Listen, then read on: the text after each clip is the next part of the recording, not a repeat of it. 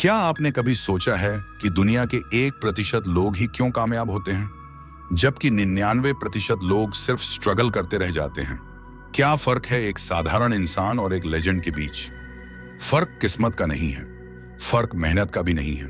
फर्क है उस स्टेट ऑफ माइंड का जिसमें वह अपने दिन को खत्म करते हैं। रात का वह वक्त जब आप सोने वाले होते हैं, वह सिर्फ सोने के लिए नहीं होता, वह यूनिवर्स के सबसे बड़े खजाने को अनलॉक करने का समय होता है। आज जो मैं आपको बताने जा रहा हूं, वह आपकी जिंदगी का सबसे बड़ा टर्निंग पॉइंट साबित हो सकता है। यह कोई साधारण मोटिवेशन नहीं है, यह वो एंशिएंट साइंस है जिसे हमारे वेदों में और उपनिषदों में छुपा कर रखा गया था ताकि इसका गलत इस्तेमाल ना हो सके। लेकिन उससे पहले मैं चाहता हूं कि आप एक सिचुएशन को इमेजिन करें। उस इंसान के बारे में सोचिए जिसने अपना सब कुछ दांव पर लगा दिया, जिसने दिन रात एक कर दिया अपने सपने के लिए, पसीना बहाया, रातों की नींद हराम की, लेकिन अंत में हाथ क्या लगा? सिर्फ फेलियर। वह रात को अपने बिस्तर पर लेटता है और छत को घूरते हुए सोचता है कि आखिर कमी कहां रह गई। उसकी आंखों में आंसू हैं, लेकिन वह रो नहीं सकता क्योंकि उसे अपने परिवार के सामने स्ट्रांग बनना है। वो अंदर से टूट चुका है। उसे लगता है कि शायद भगवान या ये यूनिवर्स उसके खिलाफ है। क्या आपने कभी ऐसा महसूस किया है? क्या कभी ऐसा लगा है कि आप चीखना चाहते हैं लेकिन आवाज नहीं निकल रही? अगर आपने अपनी जिंदगी में एक बार भी इस हेल्पलेसनेस को, इस दर्द को महसूस किया है, तो अभी इसी वक्त कमेंट बॉक्स में जाकर टाइप करें आई फील इट, क्योंकि आज का यह सेशन सिर्फ उन्हीं लोगों के लिए है जो इस दर्द को अपनी सबसे बड़ी ताकत में बदलना चाहते हैं। मैं चाहता हूं कि आप अभी कमेंट करें ताकि आप यूनिवर्स को यह सिग्नल दे सकें कि आप अब बदलने के लिए तैयार हैं। आज हम जिस तकनीक के बारे में बात करने जा रहे हैं उसे मॉडर्न न्यूरोसाइंस में स्लीप प्रोग्रामिंग कहा जाता है, और हमारी प्राचीन संस्कृति में इसे योग निद्रा और स्वप्न साधना का नाम दिया गया है। यह वह गुप्त ज्ञान है जिसे थॉमस एडिसन जैसे महान साइंटिस्ट इस्तेमाल करते थे अपनी इन्वेंशन के लिए, और जिसे एंशिएंट इजिप्शियंस अपनी सिविलाइजेशन को एडवांस बनाने के लिए यूज करते थे।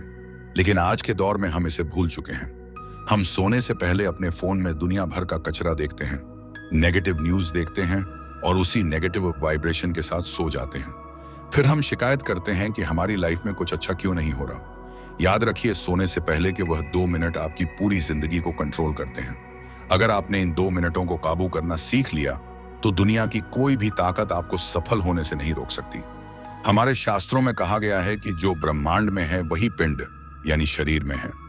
जब आप सोने जाते हैं तो आप सिर्फ अपनी आंखें बंद नहीं कर रहे होते, आप एक डायमेंशन से दूसरे डायमेंशन में जा रहे होते हैं। यह वह समय होता है जब आपका कॉन्शियस माइंड यानी आपका लॉजिकल दिमाग सो रहा होता है और आपका सबकॉन्शियस माइंड यानी अवचेतन मन पूरी तरह से जाग जाता है। यह वही समय है जब आप अपने दिमाग को जो भी कमांड देंगे वो उसे एक आदेश मानकर पूरा करने में लग जाएगा। मॉडर्न न्यूरोसाइंस ने यह साबित कर दिया है कि जब आप जाग रहे होते हैं तो आपका दिमाग बीटा स्टेट में होता है, जहां आप लॉजिक और डर से घिरे रहते हैं। लेकिन सोने से ठीक पहले जब आपकी पलकें भारी होने लगती हैं, तब आपका दिमाग अल्फा स्टेट और फिर थीटा स्टेट में एंटर करता है। साइंटिस्ट इसे हिप्नोगॉजिक स्टेट कहते हैं। यह वही स्टेट है जहां आपके कॉन्शियस और सबकॉन्शियस माइंड के बीच का पर्दा सबसे कमजोर होता है। हिस्ट्री गवाह है कि थॉमस एडिसन और अल्बर्ट आइंस्टाइन जैसे जीनियस अपनी मुश्किल से मुश्किल प्रॉब्लम्स का हल इसी स्टेट में खोजते थे। एडिसन अक्सर अपने हाथ में लोहे की बॉल लेकर कुर्सी पर झपकी लेते थे ताकि जैसे ही वह गहरी नींद में जाने लगे बॉल गिरे। वो ऐसा इसलिए करते थे क्योंकि उस आधी नींद और आधी जागृति की अवस्था में उन्हें वह आइडियाज मिलते थे जो उनका लॉजिकल दिमाग कभी सोच ही नहीं सकता था। लेकिन हमारे ऋषियों ने इसे हजारों साल पहले ही डिकोड कर लिया था। मांडुक्य उपनिषद में चेतना की 4 अवस्थाओं का वर्णन है: जागृत, स्वप्न, सुषुप्त और तुरीय। आज दुनिया जिसे लॉ ऑफ अट्रैक्शन या सबकॉन्शियस प्रोग्रामिंग कहती है, वह असल में हमारे वेदों का संकल्प विज्ञान है। ऋग्वेद में कहा गया है कि यह ब्रह्मांड वाइब्रेशन से बना है और आपका विचार भी एक वाइब्रेशन है। जब आप सोने से पहले किसी विचार को होल्ड करते हैं तो आप उसे सीधे कॉस्मिक इंटेलिजेंस यानी ब्रह्मांडीय चेतना को सौंप रहे होते हैं। यह ठीक वैसे ही है जैसे आप गूगल पर कुछ सर्च करते हैं और एंटर दबाते हैं। एंटर दबाने के बाद आप टेंशन नहीं लेते कि रिजल्ट आएगा या नहीं, आपको पता होता है कि सर्वर अपना काम करेगा। ठीक वैसे ही सोने से पहले के यह 2 मिनट आपके दिमाग का एंटर बटन है। प्राचीन मिस्र यानी एंशिएंट इजिप्ट में भी स्लीप टेम्पल्स हुआ करते थे, जहां लोग अपनी बीमारियों और समस्याओं का इलाज ढूंढने के लिए एक खास तरीके से सोने जाते थे। वह मानते थे कि नींद के दौरान आत्मा देवताओं से बात करती है। ग्रीक फिलॉसफी में भी इंक्यूबेशन की एक तकनीक थी, जहां लोग जवाब पाने के लिए मंदिरों में सोते थे। इसका मतलब यह है कि यह ज्ञान सिर्फ भारत तक सीमित नहीं था, बल्कि पूरी दुनिया की महान सभ्यताओं को यह पता था कि नींद सिर्फ शरीर का आराम नहीं है, बल्कि यह आत्मा का रिचार्ज स्टेशन है। लेकिन कलयुग में हम इस विद्या को भूल गए हैं। आज की मॉडर्न लाइफस्टाइल ने हमें इतना बिजी कर दिया है कि हम सोने को सिर्फ एक वेस्ट ऑफ टाइम मानते हैं। याद रखिए, अगर आप जीवन में कुछ भी हासिल करना चाहते हैं, चाहे वह पैसा हो, हेल्थ हो या मन की शांति हो, उसका रास्ता आपके सबकॉन्शियस माइंड से होकर ही गुजरता है। आप दिन भर चाहे जितनी मेहनत कर लें, चाहे जितनी किताबें पढ़ लें, लेकिन अगर आपकी रात की प्रोग्रामिंग गलत है तो आप कभी सफल नहीं हो पाएंगे। यह कड़वा सच है। जो लोग कहते हैं कि मैंने बहुत मेहनत की फिर भी फेल हो गया, उसका कारण यही है कि वह दिन में तो निर्माण करते हैं, लेकिन रात को अनजाने में अपने ही सपनों को डिस्ट्रॉय कर देते हैं अपनी नेगेटिव सोच से। अब बात करते हैं उस विधि की, उस सुप्रीम टेक्निक की जो भगवान शिव ने अपने सूत्रों में बताई है। विज्ञान भैरव तंत्र में भगवान शिव माता पार्वती को धारणाओं के माध्यम से समझाते हैं कि कैसे शून्य में उतरना है। आपको सोने से पहले ठीक वही करना है। बिस्तर पर लेट जाएं और अपने शरीर को पूरी तरह ढीला छोड़ दें। इसे हम योग में शवासन कहते हैं। जब शरीर सो रहा हो और मन जाग रहा हो, वह मैजिकल मोमेंट होता है। अब अपनी आंखों को बंद करें और अपनी सांसों पर ध्यान दें। जैसे ही आपका मन शांत होने लगे, अपने आप से वह एक सवाल पूछें जिसका जवाब आप चाहते हैं। यह सवाल आपकी करियर के बारे में हो सकता है, आपके रिश्तों के बारे में हो सकता है, या आपकी सेहत के बारे में। लेकिन यहाँ सबसे बड़ी गलती जो 99% लोग करते हैं, वह यह है कि सवाल पूछने के बाद वह खुद ही उसका जवाब सोचने लगते हैं। आपको यह नहीं करना है। आपको लॉजिकल माइंड का इस्तेमाल नहीं करना है। बस सवाल को मन में रखें जैसे कि आप किसी अंधेरे कमरे में टॉर्च जला रहे हो।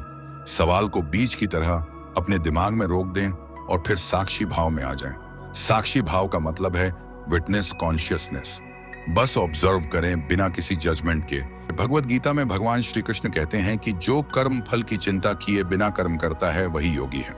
यहाँ आपका कर्म है सवाल पूछना और सो जाना। जवाब देना उस परम शक्ति का काम है जिसे आप ईश्वर, यूनिवर्स या सबकॉन्शियस माइंड कहते हैं। जब आप सवाल पूछकर शांत हो जाते हैं तो आपका दिमाग उस सवाल को एक पहेली की तरह नहीं, बल्कि एक कमांड की तरह लेता है। साइकोलॉजी में एक टर्म है जाइगर्निक इफेक्ट, जिसका मतलब है कि हमारा दिमाग अधूरी चीजों को याद रखता है। जब आप सवाल पूछकर बिना जवाब ढूंढे सो जाते हैं तो आपका दिमाग पूरी रात उस पर काम करता है। न्यूरॉन्स के नए कनेक्शंस बनते हैं, पुराने डेटा को स्कैन किया जाता है। आपका सबकॉन्शियस माइंड आपकी पुरानी यादों, आपके अनुभवों और उस यूनिवर्सल नॉलेज बैंक से कनेक्ट करता है, जहां दुनिया के हर सवाल का जवाब मौजूद है। वेदों में इसे हिरण्य गर्भ कहा गया है, वह सुनहरा गर्भ जहां से सब कुछ उत्पन्न होता है। यह प्रोसेस इतना पावरफुल है कि कई बार आपको सपने में ही जवाब मिल जाएगा, या फिर अगले दिन सुबह उठते ही आपके दिमाग में एक अचानक आइडिया आएगा जिसे हम एपिफेनी कहते हैं। कई बार ऐसा होगा कि आप किसी से बात कर रहे होंगे और अचानक उसके मुंह से आपको अपना जवाब मिल जाएगा। यह कोई चमत्कार नहीं है, यह क्वांटम फिजिक्स है। जब आप एक फ्रीक्वेंसी सेट करके सोते हैं तो यह यूनिवर्स उसी फ्रीक्वेंसी की चीजों को आपकी तरफ खींचना शुरू कर देता है। लेकिन सावधान रहें, यह तकनीक जितनी शक्तिशाली है उतनी ही सेंसिटिव भी है। अगर आप डाउट के साथ या डर के साथ सवाल पूछेंगे तो यह काम नहीं करेगा। उपनिषदों में कहा गया है भावो ही विद्यते देव, यानी भावना में ही देवता का वास है। अगर आपकी फीलिंग में डाउट है तो आप यूनिवर्स को कंफ्यूज सिग्नल भेज रहे हैं। आपको ऐसे पूछना है जैसे एक छोटा बच्चा अपनी माँ से पूछता है। उसे पूरा भरोसा होता है कि माँ उसे जो भी देगी वह उसके लिए सही होगा। इस भरोसे को ही श्रद्धा कहा गया है। मॉडर्न स्टडीज बताती हैं कि सोने से पहले का जो इमोशन होता है वह पूरी रात हमारे नर्वस सिस्टम में लूप करता रहता है। अगर आप चिंता में सोएंगे तो आप 8 घंटे की चिंता की प्रैक्टिस कर रहे हैं, और अगर आप समाधान की उम्मीद में सोएंगे तो आप 8 घंटे सफलता की प्रैक्टिस कर रहे हैं। चॉइस आपकी है। स्वामी विवेकानंद कहते थे कि हर आत्मा में परमात्मा बनने की क्षमता है। वह क्षमता इसी अवचेतन मन में छुपी है। जब आप इस तकनीक को हर रात करना शुरू करेंगे तो पहले कुछ दिन आपको शायद अजीब लगे, हो सकता है आपका मन भटके, लेकिन इसे छोड़ना मत। हमारे शास्त्रों में अभ्यास और वैराग्य को मन को काबू करने का एकमात्र रास्ता बताया गया है। आपको यह समझना होगा कि आप सिर्फ हार्ड मांस का पुतला नहीं हैं। आप अनंत ऊर्जा का स्रोत हैं। सोहम अस्मि, वो मैं ही हूं। यह ज्ञान जो आज मैंने आपको दिया है, यह कोई साधारण मोटिवेशनल स्पीच नहीं है। यह वह चाबी है जिससे आप अपनी किस्मत का ताला खोल सकते हैं। बड़े से बड़े एम्पायर इसी विजन से बने हैं। महान आविष्कार इसी शांति में हुए हैं। आज रात जब आप बिस्तर पर जाएं तो फोन को दूर रख दें, दुनिया के शोर को म्यूट कर दें और अपने भीतर के उस सन्नाटे को सुनें। अपने उस सवाल को मन में लाएं जो आपको परेशान कर रहा है, और फिर उस सवाल को उस अंधेरे में छोड़ दें जहां से रोशनी की किरण फूटेगी। विश्वास मानिए, आपका दिमाग एक सुपर कंप्यूटर है जिसे बस सही प्रोग्रामिंग की जरूरत है। सोने से पहले के यह 2 मिनट आपकी डेस्टिनी बदल सकते हैं। यह सिर्फ एक आदत नहीं है, यह एक साधना है, एक तपस्या है, और इसका फल आपको जरूर मिलेगा। यह ब्रह्मांड का कानून है और ब्रह्मांड कभी अपने कानून नहीं तोड़ता। इस प्रोसेस को आज रात से ही शुरू करें। कल का इंतजार ना करें, क्योंकि कल कभी नहीं आता।